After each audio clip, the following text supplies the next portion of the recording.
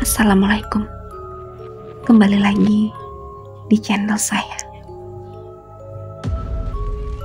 Sebelumnya, yang belum subscribe, tolong subscribe dan aktifkan tanda loncengnya supaya kamu tidak ketinggalan cerita-cerita menarik dari saya. Mas, ini aku buatkan kopi dan juga singkong goreng. Bella meletakkan secangkir kopi dan juga sepiring singkong goreng. Terima kasih. Aku tinggal masuk dulu ya. Mau masak buat nanti siang. Iya dek, silakan. Bella tersenyum. Ia lalu masuk ke dalam rumah. Mulai saat ini, aku harus waspada dengan Bella dan yang lainnya. Dani mencium aroma kopi itu. Biasa, hanya aroma kopi. Tapi itu tak membuat ia percaya begitu saja. Dani melongok ke dalam, memastikan tidak ada Bella atau yang lainnya di dalam sana. Setelah dirasa aman, tidak ada yang melihatnya, Dani membuang kopi itu ke tanah. Diperhatikannya baik-baik kopi yang ia buang. Sontak Dani terlonjak. Di sana terdapat satu gumpalan daging yang sudah berwarna hitam karena tercampur kopi. Perempuan tua sialan, tidak akan aku biarkan kamu menghancurkan rencanaku. Kuping Dani mendengar suara Neni. Diintipnya siapa yang Neni ajak bicara. Dani terkejut karena Neni bicara dengan lukisan neneknya Bella. Yang Dani yakini lukisan itu memang hidup. Bisa apa kau bocah? Kau tidak akan bisa berbuat apa-apa kepadaku. Neneknya Bella yang ada dalam lukisan berbicara. Dani mengerutkan kening. Bukankah neneknya Bella juga neneknya Neni? Tapi kenapa Neni terlihat sangat membenci lukisan itu? Nah, Neni menjatuhkan lukisan itu. Keanehan terjadi. Dari dalam lukisan itu keluar perempuan dari dalam sana. Persis seperti yang ada dalam lukisan. Akan kubalaskan kematian bapakku kepada kalian semua. Tama-tama, aku harus menghancurkanmu nenek sialan. Gara-gara hasutanmu, Bu Sarti menyiksa dan membunuh bapakku.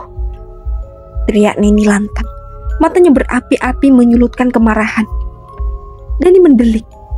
Ia bingung dengan apa yang dilihat dan didengarnya. Apa maksud Neni? Ibunya sendiri menghabisi bapaknya. Apa maksud semua ini? Aku tidak suka anakku Sarti menikah dengan bapakmu yang tidak berguna dan tidak memiliki apa-apa. Aku sengaja memfitnah bapakmu dengan mengatakan kepada Sarti, Mika, Demian telah bermain api dengan Tantri. Aku sengaja meminta Demian untuk mengambil bunga kantil yang sudah kupesan pada Tantri. Di saat itulah aku mengajak Sarti untuk mendatangi kalian. Dan karena kesalahan bapakmu sendiri, anakku Sarti sangat percaya jika Demian telah bermain api dengan Tantri. Benar-benar keterlaluan kau wanita tua. Rahang Neni mengeras. Mulutnya komat kamit membaca sesuatu. Ia mengeluarkan kotak kecil dari dalam bajunya. Teriak nenek Bella. Ia lalu menghilang.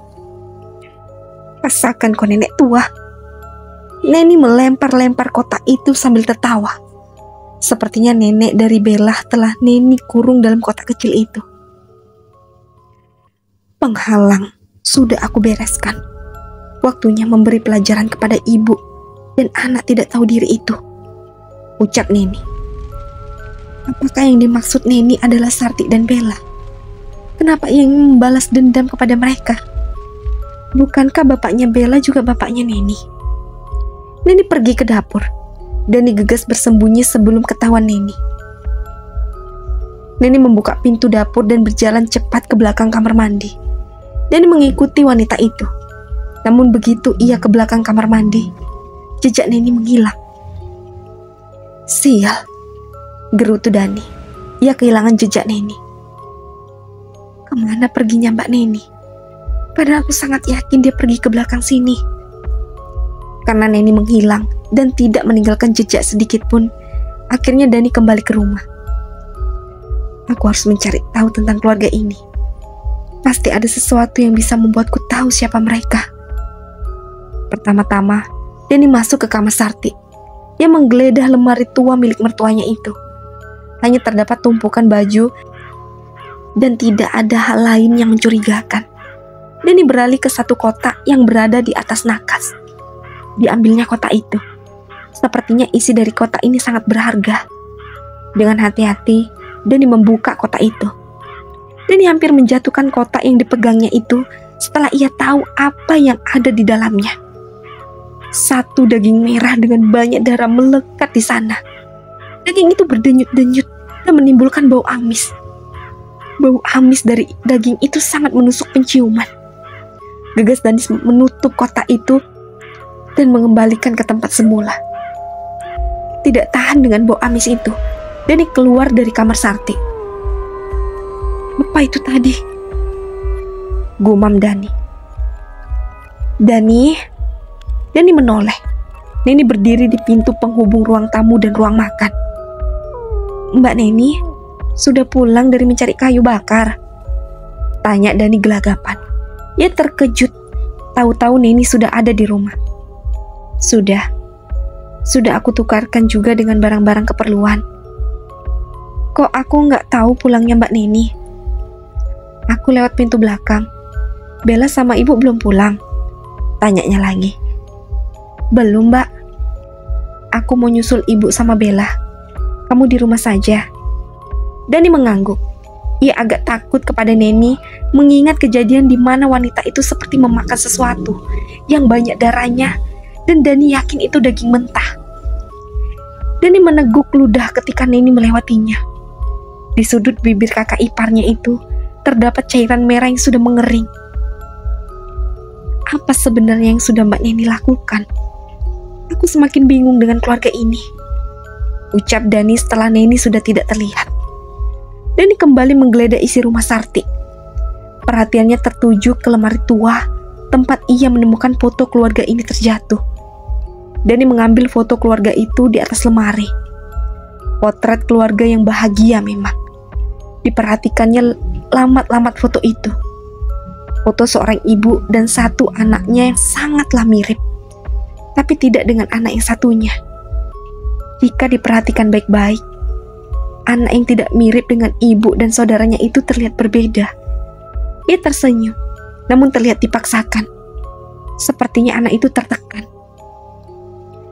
Mungkin perempuan ini adalah Bu Sarti, dan anak perempuan yang sangat mirip dengannya adalah Bella.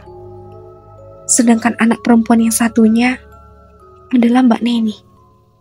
Pria ini pasti suami ibu mertua dan juga bapak dari Bella dan Mbak Neni. Apa ucapan wanita dalam lukisan dengan apa yang tertulis di secari kertas yang terdapat di belakang foto sangatlah lepas. Di kertas yang terdapat di foto tertulis jelas, si penulis sangat sakit hati karena dikhianati. Ia rela meninggalkan jalan yang benar dan mengikuti ibunya untuk membalas sakit hatinya. Wanita yang katanya adalah nenek Bella. Ia mengatakan telah memfitnah suami Sarti dengan seorang perempuan bernama Tantri. Sebenarnya ada apa dengan keluarga ini? Dani mengacak rambutnya. Terdengar suara langkah kaki dari luar rumah. Dani mengintip dari jendela. Apakah Bella, Neni, dan Sarti sudah pulang atau hanya orang lewat? Rupanya Bella, Neni, dan Sarti sudah pulang. Gegas Dani mengembalikan foto itu ke tempat semula. Ia lalu duduk di kursi yang ada di ruang tamu, pura-pura sedang bersantai. Pelan-pelan, Bu. Bella membantu ibunya masuk ke dalam rumah. Sarti terlihat lemah dan berjalan tertatih-tatih. Dani mengerutkan kening heran dengan perubahan ibu mertuanya. Ini baik-baik saja, tapi kenapa sekarang jalannya kepayahan? Seperti orang tua, atau jangan-jangan mertuanya itu memang sudah tua. Ibu kenapa, Dek? Oh, ibu tadi jatuh, Mas. Aku bantu, Dek. Dani beranjak dan langsung membantu Bella memapa ibunya. Jah, belum sempat Bella melanjutkan ucapannya. Sontak Dani mengibas-ngibaskan tangannya. Tangannya terasa terbakar menyentuh bahu ibu mertuanya. Mas Dani nggak apa-apa? Nggak apa-apa, Dek. Tubuh ibu kenapa panas banget sih, Dek? Ibu demam. Sudah ya, aku bawa ibu dulu masuk. Bella buru-buru membawa ibunya ke dalam kamar sebelum diberondong pertanyaan oleh Dani. Di belakangnya Neni tampak tersenyum simpul. Sepertinya ia sangat suka dengan keadaan ibunya. Mungkin Neni memang bukan anak kandung Sarti. Apakah Neni orang baik yang akan menyelamatkan Dani dari orang yang akan menumbalkannya? Dani tidak boleh gegabah. Ia harus mencari tahu siapa orang yang akan menjadikan tumbal. Tumbal untuk apa? Malam ini Bella dan Dani makan berdua di meja makan. Sementara Sarti sedang sakit dan Neni menemaninya di kamar. Dek, Mbak Neni kamu ajak makan saja. Biar gantian aku yang jaga ibu, ucap Dani. Nggak perlu, Mas. Ibu saat ini cuma mau ditemani sama Mbak Neni. Oh, ya sudah. Tadi waktu ibu berangkat ke ladang, perasaan sehat-sehat aja. Kenapa pulang-pulang sakit? Tanya Dani penuh selidik. Kan aku sudah bilang, ibu tadi jatuh, Mas. Iya. Lupa aku, Dek. Maksudku, kenapa ibu bisa jatuh? Bella menarik napas panjang. Sepertinya ia mulai kesal dengan Dani yang mulai banyak bertanya. Kenapa nggak dijawab, Dek? Ibu tersandung batu lalu jatuh, Mas. Jawab Bella sekenanya. Tapi ibu kan masih kayak kamu. Kelihatan masih muda. Masa cuma kesandung batu langsung sakit? Ya gitulah. Kamu kok jadi banyak bicara sekarang sih, Mas? Ya, aku kan heran aja. Ibu wajahnya masih sangat muda. Cuma kesandung batu saja langsung sakit. Kecuali apa? Bella menaikkan satu alisnya. Kecuali ibu aslinya memang sudah tua. Raut wajah Bella berubah mendengar ucapan Dani. Ia terlihat sangat tegang. Aku cuma asal bicara. Kenapa kamu setegang itu? Sudah malam, kita tidur saja, Mas. Gila Bella. Dani mengangguk, menyetujui ucapan Bella. Mereka berdua pergi ke pembaringan. Bella tampak gelisah. Ia hanya membolak-balikkan tubuhnya. Kamu kenapa, Dek? Gak apa-apa, Mas. Kamu khawatir sama keadaan ibu? Iya, Mas. Aku temani lihat keadaan ibu ya, ajak Dani. Gak perlu, Mas. Kita tidur saja, tolak Bella. Bukan mata. Dani tahu Bella hanya pura-pura tidur. Dani pun melakukan hal serupa. Ia ingin tahu apa yang akan dilakukan Bella setelah dirinya tidur. Beberapa saat kemudian, Bella membuka mata. Dilambaikannya tangannya di atas wajah Dani. Sudah tidur. Bella berjingkat keluar kamar. Dani membuka mata. Ia mengikuti Bella. Bella masuk ke dalam kamar Sarti. Pintu kamar Sarti terbuka. Gegas Dani bersembunyi supaya tidak ketahuan. Neni dan Bella keluar dari kamar. Mereka melangkah ke ruang tamu dan pergi meninggalkan rumah. Mau kemana mereka keluar tengah malam begini? Batin Dani. Awalnya Dani ingin mengikuti Bella dan Neni. Namun ia lebih penasaran dengan kondisi ibu mertuanya. Pelan-pelan Dani membuka pintu kamar. Ia mendekati ranjang. Betapa terkejutnya Dani setelah ia berada di dekat ranjang. Ia tidak menyangka dengan apa yang ada di depan matanya. Dani terbelalak. Yang tidur di dalam kamar bukanlah ibu mertuanya, melainkan nenek tua. Lalu kemana perginya ibu mertua Dani? Perasaan Dani tidak melihat ibu mertuanya keluar kamar sejak pulang dari ladang. Lalu siapa nenek tua yang sedang terbaring di tempat tidur? Aku baru melihat ada nenek tua di rumah ini. Aku belum pernah melihatnya sebelumnya, ucap Dani. Kamu ini bagaimana sih? Suara Bella meninggi di depan pintu. Bel, balas Neni. Sepertinya mereka sudah kembali. Dani kebingungan. Tidak mungkin ia menyelinap keluar. Pasti Bella dan Neni akan mengetahui jika ia telah menyelinap masuk ke dalam kamar. Dani celingukan. Ia harus segera bersembunyi sebelum mereka masuk ke kamar. Klek. Terdengar gagang pintu ditarik dari luar. Tanpa pikir panjang, Dani bersembunyi di bawah kolong tempat tidur. Pintu terbuka. Masuklah Bella dan Neni. Mereka mendekati tempat tidur di mana nenek tua itu berada. Awas saja sampai terjadi sesuatu pada ibu. Akan aku beri pelajaran kamu, Mbak. Nada bicara Bella meninggi. Sepertinya ia marah kepada Neni. Lalu apa yang harus aku lakukan? Carikan ibu darah segar. Ia akan kembali mudah dengan mandi dengan darah segar. Bagaimana kalau kita habisi Dani saja dan memberikan darahnya kepada ibu? Gila kamu, Mbak. Dani itu aku dapatkan untuk dijadikan tumbal di saat bulan purnama. Darah manisnya membuat kita lebih cantik dan muda dan juga lebih kuat. Bentak Bella. Apa? Jadi Bella sengaja mau menikah denganku untuk dijadikan tumbal? Dasar biadab, batin Dani. Besok aku akan mencarinya. Tidak perlu, Mbak. Biar aku saja yang melakukan. Kamu suka sembarangan. Ya sudah, terserah kamu saja. Lalu kamu akan mencarikan ibu darah segar di mana? Tidak mungkin salah satu warga desa ini, kan? Tentu saja tidak, Mbak. Kamu pikir aku bodoh sepertimu? Mana mungkin aku menghabisi orang-orang yang juga penyembah iblis. Bisa dihabisi balik aku sama mereka. Ucap Bella ketus. Sikap Bella kepada Neni sangat berbeda ketika ada Dani bersamanya. Bella suka membentak dan memerintah Neni. Apakah mereka berdua bukan saudara kandung? Apakah Neni adalah anak tiri dari Sarti? Ibu, akan aku carikan darah supaya ibu terlihat muda lagi, ucap Bella. Ibu, di mana ibu berada? Apa maksud perkataan Bella supaya ibu terlihat muda lagi? Nenek tua yang terbaring itu adalah ibu mertua, batin Dani. Dani menggeliat, kakinya terasa geli. Sepertinya ada sesuatu di telapak kakinya. Dani melihat ke arah telapak kakinya masih dalam keadaan terkurap. Ada beberapa belatung dan juga lintah mengerubungi kakinya. Diambilnya lintah dan belatung itu, lalu dibuangnya ke sembarang arah. Semalaman Dani harus bermalam di bawah kolong tempat tidur yang dingin dan banyak hewan-hewan menjijikkan di bawah sana.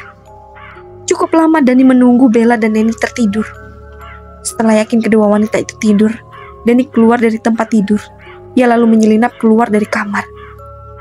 Dani menghembuskan napas lega setelah ia keluar dari dalam kamar Sarti. Ia bagaikan terbebas dari penjara setelah terbebas dari belatung dan lintah yang mengerubungi dirinya. Gegas Dani masuk ke dalam kamar. Ia membaringkan tubuhnya ke tempat tidur. Ia tak lantas tidur begitu saja. Pikirannya berkelana memikirkan keanehan keluarga Bella yang satu persatu mulai terkuak. Dani semakin yakin jika Neni dan Bella bukanlah saudara kandung. Mungkin saja Bu Sarti dan bapaknya Neni menikah dengan membawa masing-masing anak. Tidak mungkin saudara kandung memperlakukan saudaranya seperti Bella memperlakukan Neni. Bella, wanita yang Dani cintai, ternyata hanya memanfaatkannya untuk dijadikan tumbal. Dani harus mencegah Bella mencari darah untuk Bu Sarti mandi. Mungkinkah wanita tua yang terbaring tak berdaya itu adalah Bu Sarti? Dani mau menjamkan mata. Ia harus tidur supaya besok tubuhnya bugar dan bisa mengikuti Bella mencari darah segar untuk mandi Bu Sarti. Dani terbangun ketika matahari sudah naik. Ia keluar kamar dan tidak mendapati siapapun di rumah. Siap, mereka sudah pergi. Aku terlambat bangun.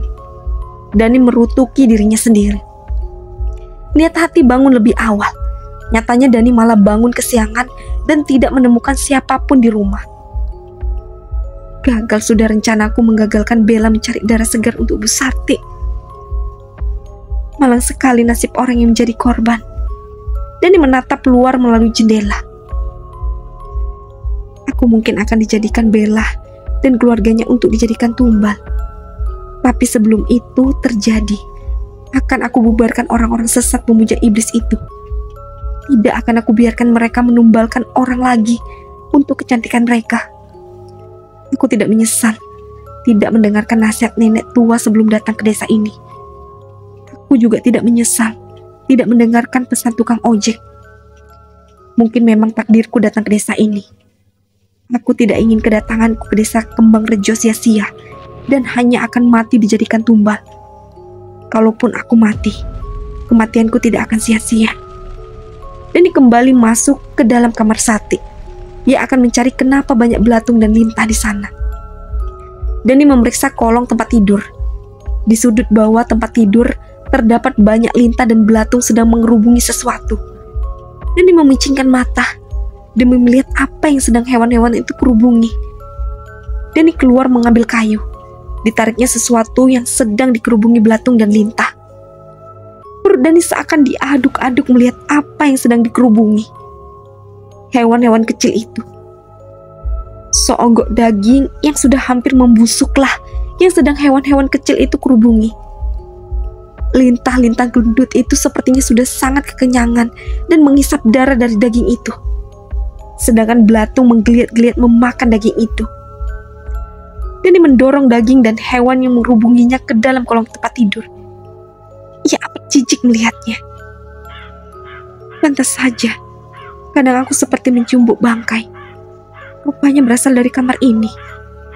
Sebenarnya Bu Sarti itu kenapa? Kemarin aku menemukan dalam kotak yang ada di atas nakas itu daging yang berdenyut. Sekarang aku menemukan daging yang membusuk dengan banyak hewan kecil mengerubunginya. Jorok sekali mereka ini. Apakah mereka ini pemakan daging mentah yang sisanya mereka berikan kepada lintah dan mendatangkan belatung? Karena tidak tahan dengan baunya, Dani akhirnya keluar dari kamar Sarti. Pemuda itu gegas pergi keluar rumah. Ia memuntahkan isi perutnya, namun yang keluar hanyalah cairan berwarna putih. Aku lapar banget, ucap Dani sambil memegangi perutnya. Dani beranjak masuk ke dalam rumah. Ia pergi ke meja makan. Dibukanya tudung saji. Tidak ada apapun di sana. Ia akhirnya pergi ke dapur dan memasak apa saja bahan makanan yang ada di sana. Aku berada dalam kumpulan wanita sesat pemuja iblis. Dani bergidik mengingat ucapan Bella jika semua warga desa Kembang Rejo adalah pengabdi setan. Pantas saja Dani tidak pernah menemukan orang tua di desa ini. Rupanya mereka semua melakukan perjanjian dengan iblis untuk kecantikan mereka. Lalu kemana perginya para pria di desa ini? Mungkin mereka semua dihabisi oleh istri-istri mereka untuk dijadikan tumbal. Oh iya, aku baru ingat. Di dalam buku catatan kecil yang aku temukan di rumah terbengkalai itu, si penulis mengatakan jika calon suaminya dihabisi, pasti di dalam buku itu ada informasi lain. Aku harus mencari bukunya. Pasti disimpan Bu Sarti. Dani kembali ke kamar Sarti dan mulai menggeledah isi kamar untuk mencari buku catatan kecil yang ia berikan kepadanya.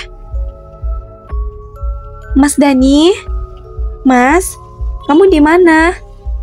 Terdengar suara Bella memanggilnya. Rupanya Bella sudah kembali. Jantung Dani berdegup kencang. Bagaimana kalau Bella sampai menemukannya di dalam kamar Sarti?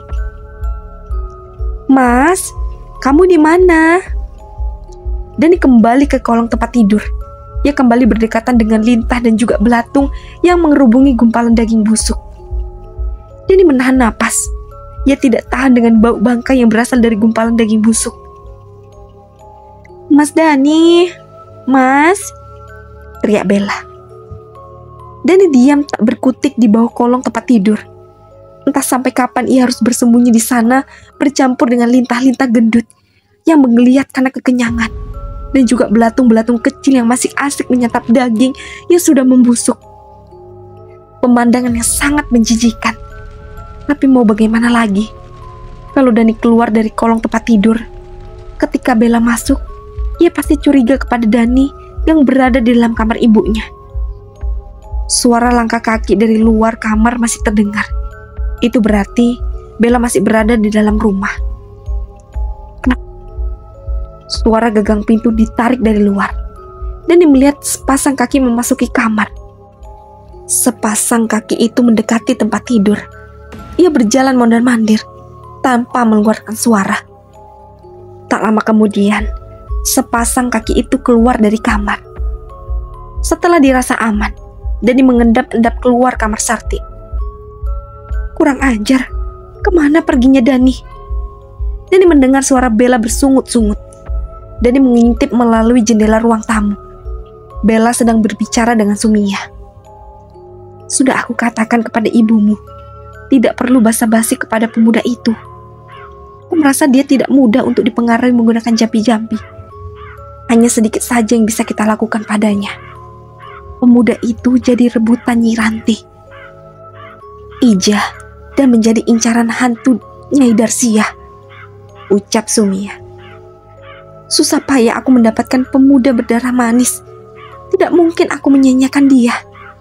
Dengan tumbal pemuda berdarah manis, aku tidak perlu mencari tumbal lagi untuk ketiga kali purnama.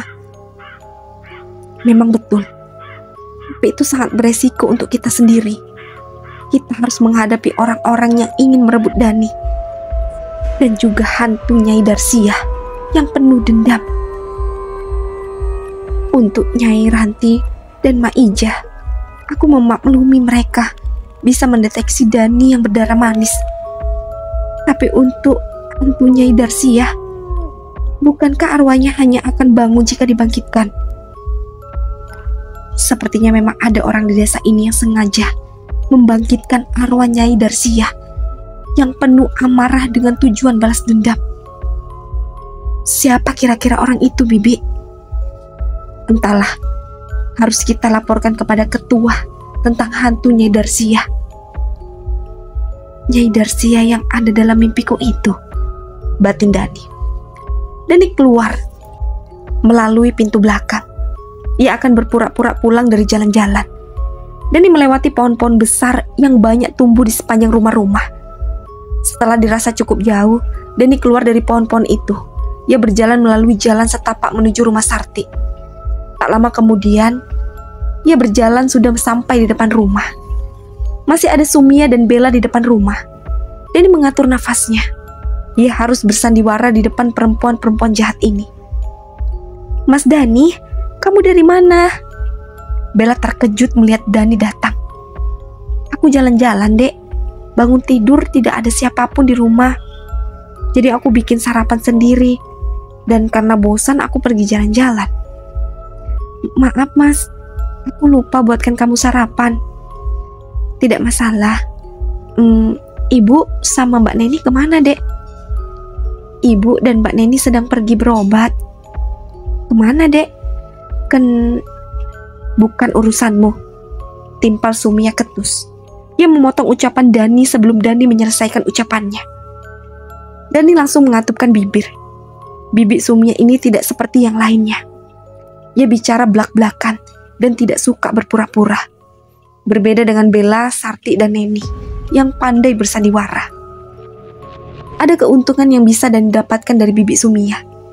Ia bisa mengetahui rahasia keluarga Bella dan warga desa Kembang Rejo dari perkataan Bibi Sumia yang cepat ceplos. Ibu bersama Mbak Neni sedang berobat, Mas. Kenapa tidak bangunkan aku sih, Dek? Aku kan bisa tolongin bawa ibu berobat. Aku seperti menantu tidak berguna kayak gini, gerutu Dani. Padahal ia tahu, mungkin Sarti sedang mandi darah segar. Mungkin saja sebentar lagi ia akan kembali seperti wanita muda. Tadi ibu dijemput Li Andi pakai andong, Mas. Andong? Iya, Mas. Andong itu kereta kuda. Aku mau ikut melihat keadaan ibu. Tidak perlu, Mas. Memang kenapa? Aku saja baru pulang. Masa harus ke sana lagi? Ya, gak apa-apa lah, Dek. Dari kemarin kamu bawa ibu pulang, sampai sekarang masa aku gak boleh ketemu ibu? Bukannya gak boleh, Mas.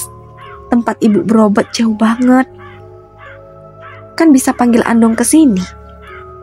Kamu pikir Andong itu akan ke sini sewaktu-waktu? Ucap Sumia sengit. Bener, Mas. Andong itu tidak bisa datang sewaktu-waktu. Lagi pula nanti malam ibu juga pulang. Kamu tidak perlu khawatir. Ya sudah kalau memang begitu. Dani lalu duduk di kursi yang ada di teras. Aku pergi dulu, Bel. Pamit Sumia kepada Bella. Wanita itu membuang muka enggan melihat Dani. Dani tidak peduli lagi. Mau Sumia bersikap seperti apa kepadanya. Atau tidak ada gunanya beramah tamah kepada Sumia. Yang terpenting bagi Dani adalah menyelidiki desa Kembang Rejo. Aku harus pura-pura jadi orang bodoh yang tidak tahu apa-apa, supaya tidak ada yang curiga kepadaku, batin Dani. Mas Dani, malam lamun, lagi mikirin apa? Aku malu, Dek, jawab Dani spontan. Malu kenapa, Mas? Aku merasa jadi menantu nggak tahu diri dan berguna. Kenapa kamu pikir kayak gitu sih, Mas? Wajar lah, Dek. Tetangga-tetangga pasti banyak yang ngomongin aku. Mertua sakit, gak mau bantuin atau jenguk. Gak akan ada yang ngomongin kamu, Mas. Kenapa kamu begitu yakin? Dani menaikkan satu alisnya. Ya, karena warga desa Kembang Rejo itu tidak suka bergosip. Ya, mereka suka mencari tumbal untuk kecantikan, ucap Dani dalam hati. Tapi aku merasa enggak enak sama Mbak Neni sama Bibi Sumia. Mereka pasti berpikir aku ini... Sudahlah, Mas, kamu pasti capek abis jalan-jalan.